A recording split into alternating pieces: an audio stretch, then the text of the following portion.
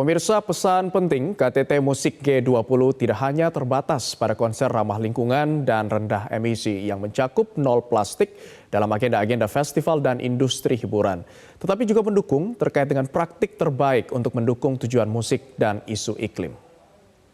Ketua Komite Pelaksana M20 Summit, Tantowi Yahya, menyatakan KTT Musik G20 mencakup penyelarasan kebijakan industri musik di masa depan untuk mendukung inklusi digital dan budaya, kesejahteraan musisi, dan pekerja kreatif. Tantowi berharap gerakan M20 yang lahir di Indonesia ini bisa menjadi gerakan yang berdampak dan bermanfaat bagi dunia. Menurut Tantowi, seluruh komunike pada KTT M20 akan bermuara pada draft final yang akan disampaikan pada Presiden Republik Indonesia sebagai tuan rumah dan ketua G20 tahun ini, serta India selaku tuan rumah G20 tahun 2023 mendatang. Selain komunike, KTT M20 Indonesia 2022 ini juga dilakukan serah terima program M20 ke pihak India.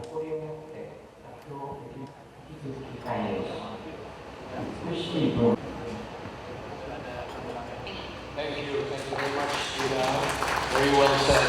Travel to Italy, followed by Japan.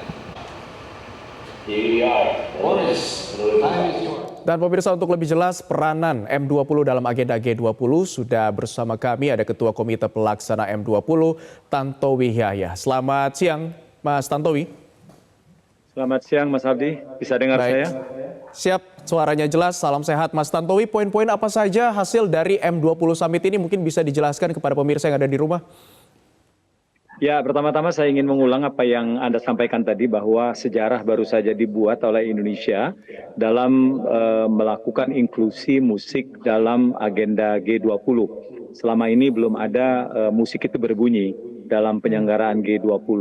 Nah, baru di bawah presidensi Indonesia, musik diberikan panggung, diberikan wahana, katakanlah demikian, untuk menunjukkan eksistensi dirinya sebagai instrumen yang sangat lentur, sangat friendly dalam menyampaikan pesan-pesan yang berat sekalipun.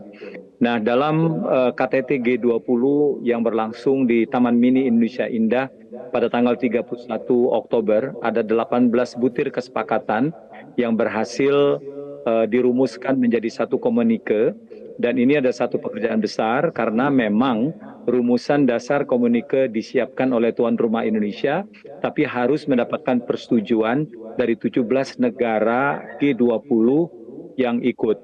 Kemudian komunike tersebut adalah merupakan perbaikan yang berangkat dari usulan-usulan tambahan-tambahan yang kami dapatkan dari negara-negara peserta. Jadi bisa kami sebutkan bahwa komunike ini adalah suara dunia. Karena sebagaimana kita ketahui, negara-negara G20 itu adalah representasi dari kurang lebih 80% masyarakat dunia. Sehingga rasanya sah kalau kita mengatakan bahwa seruan yang termaktub di dalam 18 butir itu adalah seruan musisi dunia terhadap perbaikan-perbaikan di dunia ke depan.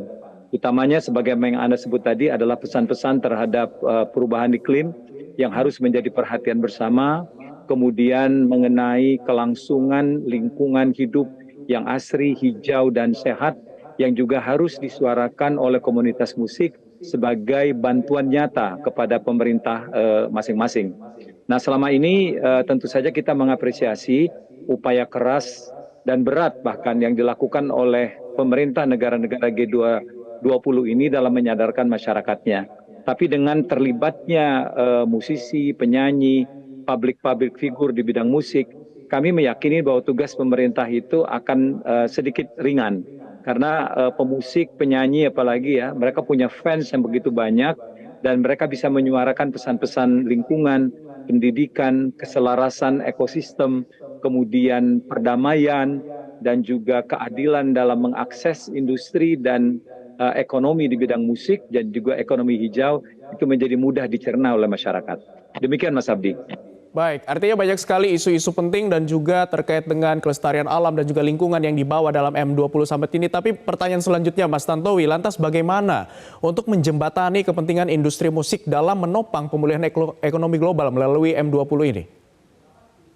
Ya, pertama yang harus kita dapatkan itu adalah kondusivitas. Industri itu bisa hidup apabila alamnya itu kondusif. Artinya ada dukungan pemerintah tentu saja. Kemudian ada demand dari masyarakat terkait adanya peningkatan pendapatan, ya peningkatan taraf ekonomi. Itu akan membuat industri musik itu, baik industri musik rekaman maupun industri musik pertunjukan akan hidup. Kami bahagia ya melihat sekarang ini ada artis seperti Sheila on Seven itu mengumumkan konsernya tahun depan dalam 30 menit, karsisnya atau tiketnya sold out. Belum lagi penyanyi-penyanyi lain. Nah, situasi kondusif seperti inilah yang akan merangsang terjadinya pertumbuhan industri musik Indonesia yang pada akhirnya akan berujung pada peningkatan taraf ekonomi atau taraf kehidupan bagi para pelakunya. Baik, apakah juga turut dibahas Mas Tantowi terkait dengan musik-musik dari daerah? Karena kita tahu di Indonesia kan ada banyak sekali musik-musik daerah dan juga lagu-lagu daerah. Apakah juga turut dibahas? Ya, salah satu butir dari komunike itu adalah inklusivitas dan akses terhadap industri. Artinya musik itu harus inklusif ya secara ekonomi, secara industri. Dia harus juga menampung dan menjadi rumah yang sama nyamannya bagi teman-teman dari pelaku musik tradisional. Jadi sebagaimana harapan dari Pak Erick Thohir bahwa musik tradisional itu harus didukung, ya harus terus ada dan harus terus berkembang. Nah, itu termanifestasi dalam pergelaran Anugerah Musik Indonesia yang ke-25 beberapa bulan yang lalu. Jadi kita semua di Indonesia ini mempunyai komitmen yang sama untuk memajukan musik tradisional. Nah, semangat ini kami tumpahkan juga di dalam komunike Music 20 itu, agar supaya musik tradisional, musik daerah juga dapat berkembang di negara-negara G20. Baik, ya dan tentunya juga tidak kalah saing ya dengan lagu-lagu yang lain khususnya untuk pengembangan lagu daerah ini sendiri. Tapi Mas Tantowi, kalau kita berbicara soal siapa saja yang hadir dalam M20 ini, bagaimana panitia, proses seleksinya seperti apa? Bagaimana musisi-musisi yang dipilih hadir dalam M20 ini? Ya, dari 20 negara G20 dan ada 11 negara undangan, kami berhasil mendapatkan 17 negara-negara peserta ya yang berkenan untuk mengirimkan wakil untuk mengikuti KTT ini secara daring ya. Dari Asia itu kita berhasil mendapatkan India, Cina, Korea Selatan, Jepang, Kambodia. Kemudian dari Amerika kita bisa mendapatkan Brazil, Amerika Serikat, Kanada. Kemudian dari Eropa itu ada dari Belanda, dari Jerman, dari Inggris, dari Prancis, dari Italia, ya. Ada 17 negara. Nah, ini mereka ini adalah para aktivis musik yang cukup punya nama dan mempunyai komitmen yang sangat besar terhadap lingkungan, terhadap alam, terhadap kebebasan berekspresi dan juga terhadap perdamaian.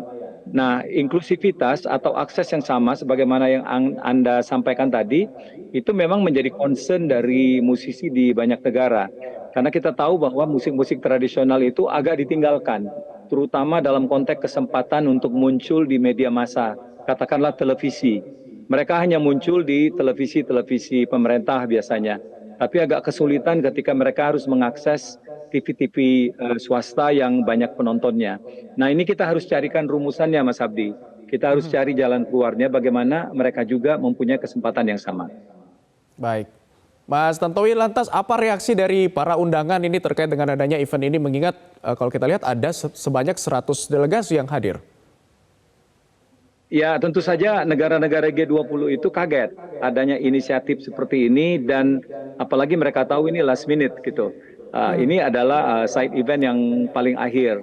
Nah, biasanya side event itu membutuhkan waktu setahun paling tidak lah, bahkan lebih panjang daripada itu. Nah, kita ini penyiapannya hanya kurang lebih 7 bulan.